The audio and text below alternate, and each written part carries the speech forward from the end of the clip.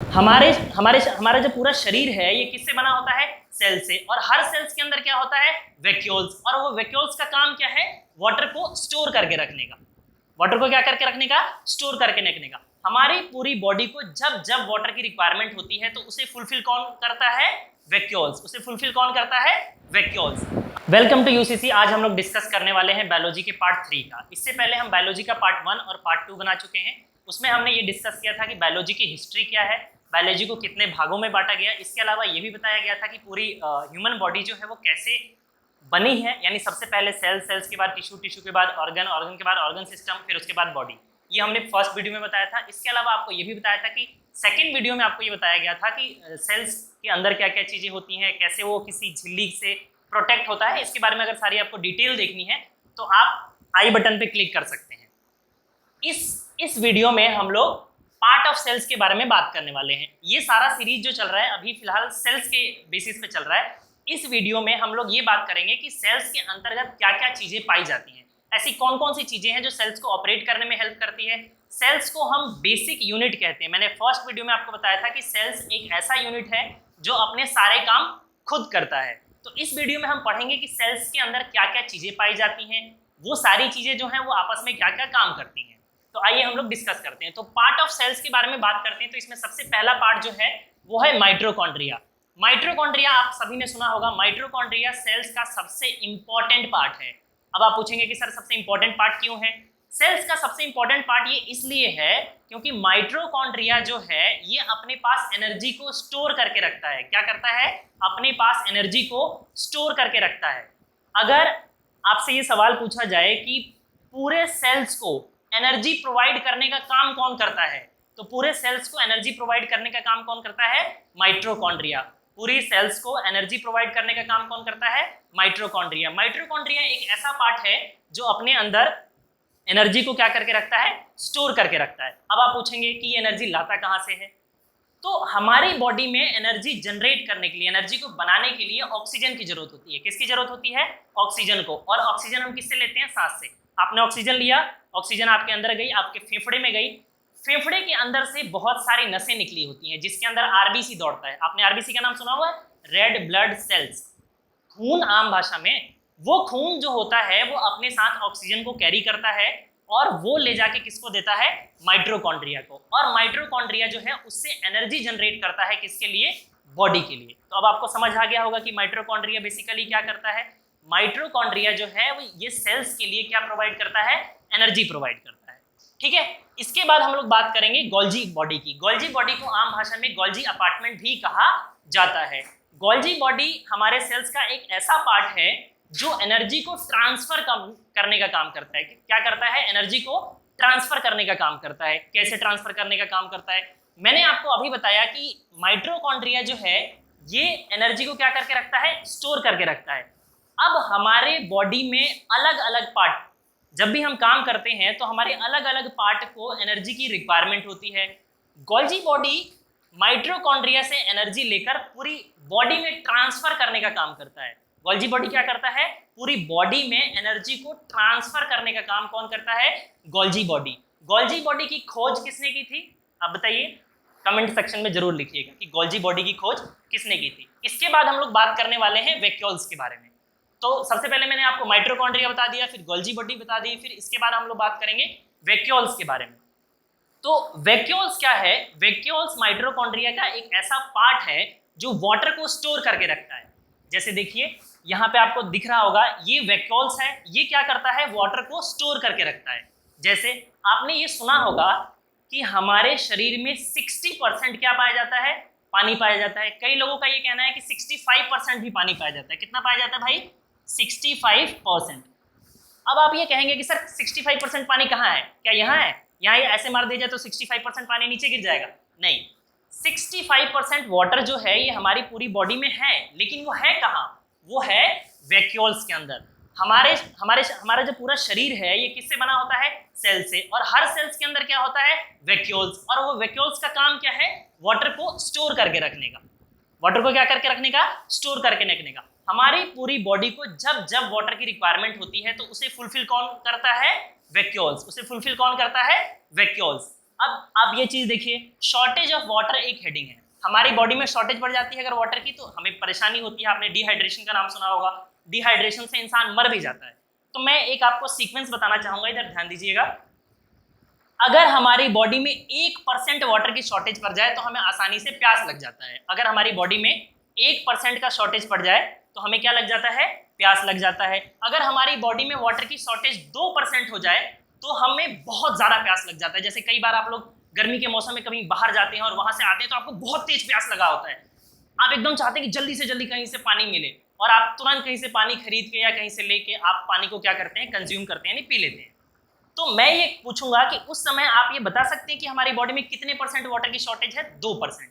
अगर हमारी बॉडी में 2% वाटर की शॉर्टेज हो जाती है तो हमें बहुत ज्यादा प्यास लगता है, बहुत ज्यादा प्यास। अगर हमारी बॉडी में 5% वाटर की शॉर्टेज पड़ जाए तो उससे क्या होता है, अगर हमारी बॉडी में 5% वाटर की कमी हो जाए तो डिहाइड्रेशन हो जाता है। आपने सुना होगा डिहाइड्रेशन, बॉडी में पानी, इससे हमारा यूरिन जो है वो येलो कलर का हो जाता है। ये एक संकेत है, यूरिन का येलो कलर का होना एक संकेत है कि आपके शरीर में पानी की कमी हो गई है। लेकिन कितनी कमी हो गई है? 5%। कितनी कमी? 5%। तो अगर 5% की कमी है तो हमारे बॉडी में क्या हो जाता है? डिहाइड्रेशन। और बाय चांस अगर 10% की कमी हो गई तो हम लोग ऊपर चले जाते हैं। तो अगर बॉडी में हमारे 10% की कमी हो गई, अगर हमारे बॉडी में 10% वाटर जो है वो कम हो गया तो हम लोग कहाँ चले जाते हैं? ऊपर चले जाते हैं, यानी हम मरने की संभावना आ जाती है। इसके बाद तो मैंने आपको माइटोकॉन्ड्रिया बता दिया, गोल्जी बॉडी बता दिया, वैक्यूल्स बता दिया। आपने समझ लिया माइटोकॉन्ड्रिया। माइटोकॉन्ड्रिया क्या करता है, एक बार रिवाइज कीजिए मेरे साथ। माइटोकॉन्ड्रिया एनर्जी को स्टोर करने का काम करता है। गोल्जी बॉडी क्या करता है? एनर्जी को ट्रांसफर करने का काम करता है। वैक्यूल्स क्या करता है? वाटर को स्टोर करने का काम करता है। इसके बाद जो सबसे इंपॉर्टेंट पार्ट है वो है सेंट्रोसोम। क्या है? सेंट्रोसोम। मेरे साथ रिपीट कीजिए एक बार, सेंट्रोसोम। अब आप कहेंगे कि सर आपने माइटोकॉन्ड्रिया को भी इंपॉर्टेंट पार्ट कहा, सेंट्रोसोम भी इंपॉर्टेंट पार्ट है। हाँ जी, ये भी इंपॉर्टेंट पार्ट है। देखिए कैसे, इससे पीछे की वीडियो में मैंने आपको बताया था कि जब भी हम बीमार पड़ते हैं तो हमारी बॉडी जो है वो खुद को रिकवर करती है, यानी सेल्स के अंदर सेल्फ रिकवरी पावर होता है। ये मैंने इससे पीछे वाली वीडियो में आपको एक्सप्लेन कर रखा है। तो अब आप ये पूछेंगे कि सर जो सेल्स के अंदर सेल्फ रिकवरी पावर होती है वो सेल्फ रिकवरी करता किसके सहारे है? सेंट्रोसोम के सहारे। किसके सहारे? सेंट्रोसोम के सहारे। सेंट्रोसोम ऐसा कंपोनेंट पाया जाता है सेल्स के अंतर्गत जो सेल्स डिवीजन करने का काम करता है। क्या करने का काम करता है?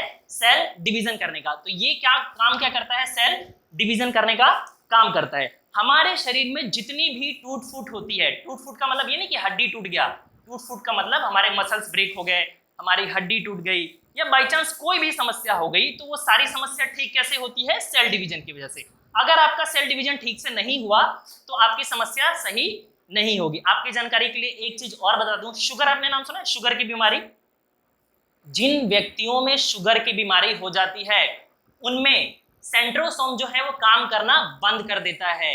इसीलिए आपने देखा होगा कि वे लोग जो शुगर के पेशेंट हैं, वे लोग जो शुगर के पेशेंट हैं, अगर उनको कोई समस्या हो जाए, उनको कोई बीमारी हो जाए या उनका कोई ऑपरेशन हो तो वो आसानी से ठीक नहीं होता। इसीलिए जब आप कोई भी ऑपरेशन कराने जाते हैं तो डॉक्टर सबसे पहले आपका शुगर का टेस्ट करता है।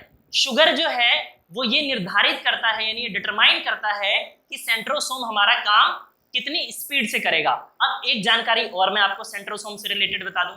सेंट्रोसोम जो है ये सेल डिवीजन का काम करता है। इससे पीछे वाली क्लास में मैंने आपको बताया था कि हमारी बॉडी में सबसे ज्यादा सेल डिवीजन किसमें होता है भाई? लीवर में। सबसे ज्यादा सेल डिवीजन किसमें होता है? लीवर में। और सबसे कम सेल डिवीजन किसमें होता है? ब्रेन में। सबसे कम सेल डिवीजन किसमें होता है? ब्रेन में। ठीक है, आपको ये बात समझ में आ गई?